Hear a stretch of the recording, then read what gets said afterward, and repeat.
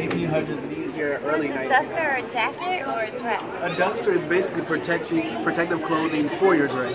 So while they're traveling on this train, it's cold powered, so the soot coming off of the from the train would get on their dresses. So they created these dusters to prevent it from getting onto the clothes that they really want to protect. These two jackets right here were used on the 2012 runway. They were created by Marc Jacobs, so they were actually used on a runway on a train. So they're right at home in our little exhibit here. The first bag that we just, the bag we passed with the EPL on it, that is a never full bag. And if you move over to this bag right here in the middle with the sequins on it, that is a modern version of that bag. And so we have used inspiration from past bags to create new forms of our bag. The third bag that we have here is called a steamer bag. And more times than not, when they're originally created, steamer bags were made with a cloth material, similar to the duster material that you see here. So they would just roll it up and put it in their suitcase, and whenever their clothes got dirty, they would stick it in this duster bag and hang it on the back of their door to keep it from being with their clean clothes and dirty clothes. Wow, that's right.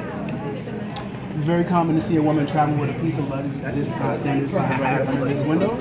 However, she would travel with anywhere from 6 to 8 of those. So needless to say, she did not pack light. But that is also, as you can see, the dusters, they're pretty big, and that's just average clothing. Your journey could take anywhere from a month to 6 months, depending where you're going.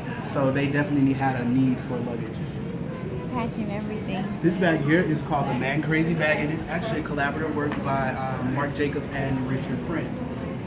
Prince is actually a columnist, and he's kind of controversial with a lot of his wording and how he sees the world around him. They put a few of his quotes on here. One of them says, "Every time I meet a girl who can cook like my mother, she looks like my father."